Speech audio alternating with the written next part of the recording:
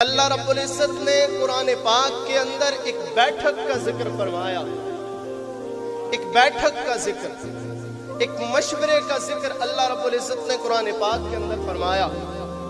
اور یہ مشورہ کر کون رہا ہے؟ کفار کر رہے ہیں آپس میں بیٹھ کے۔ اور مشورہ ہو کیا رہا ہے؟ اللہ رب العزت فرماتے ہیں وَقَالَ الَّذِينَ كَفَرُوا لَا تَسْمَعُوا لِهَذَا الْقُرْآنِ وَالْغَوْا فِيهِ لَعَلَّكُمْ تَغْلِبُونَ۔ کافروں کی بیٹھک ہو رہی ہے، مشورہ ہو رہا ہے، اور یہ میں اللہ کا قرآن پڑھ رہا ہوں، کسی اخبار کے تراشے سے آپ کے سامنے یہ بات نہیں رکھ رہا۔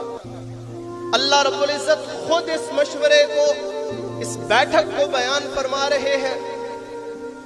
اور اللہ رب العزت نے فرمایا کہ کافر آپس میں بیٹھے اور انہوں نے یہ مشورہ کیا۔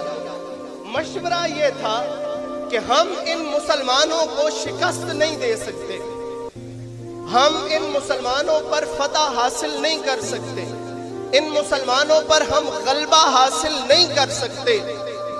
تو انہوں نے کہا کہ اب اس کے لیے ہمیں کرنا یہ ہے کہ وَقَالَ الَّذِينَ كَفَرُوا لَا تَسْمَعُوا لِهَذَا الْقُرْآنِ۔ انہوں نے کہا کہ اگر ہم مسلمانوں کو شکست دینا چاہتے ہیں، ان پر غلبہ حاصل کرنا چاہتے ہیں، تو پھر ایک کام ہمیں کرنا ہوگا، اور وہ ایک کام یہ ہے کہ ہم قرآن کے درمیان اور مسلمانوں کے درمیان جدائی ڈال دیں۔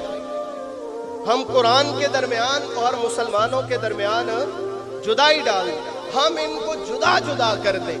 ایک مسلمان جب قرآن سے دور ہوتا ہے تو اس کا ایمان مکڑی کے جالے سے بھی زیادہ کمزور ہو جاتا ہے، اور جب ایک مومن قرآن کے ساتھ اپنا تعلق وابستہ کرتا ہے تو اس کا ایمان بھی محفوظ ہوتا ہے، اور اللہ رب العزت سے اور اللہ کے رسول سے اس کی محبت میں بھی اضافہ ہوتا ہے، اللہ سے بھی، اللہ کے رسول سے بھی اس کی محبتوں میں بھی اضافہ ہوتا ہے۔ تو یہ کافروں کی بیٹھک ہو رہی تھی، اور یہ بیٹھک بیان کرنے والے خود اللہ رب العزت ہے، جو فرما رہے ہیں کہ کافر یہ مشورہ کر رہے تھے، یہ بیٹھک کر رہے تھے کہ مسلمانوں اور قرآن کے درمیان جب تک ہم جدائی نہیں ڈالیں گے تو ہم ان پہ فتح اور غلبہ حاصل نہیں کر سکتے۔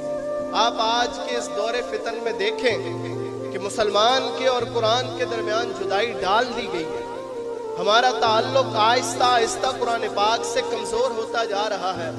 یہ وہ طلسماتی کتاب ہے قرآن پاک۔ اللہ رب العزت نے قرآن پاک کے اندر ایک بیٹھک کا ذکر فرمایا۔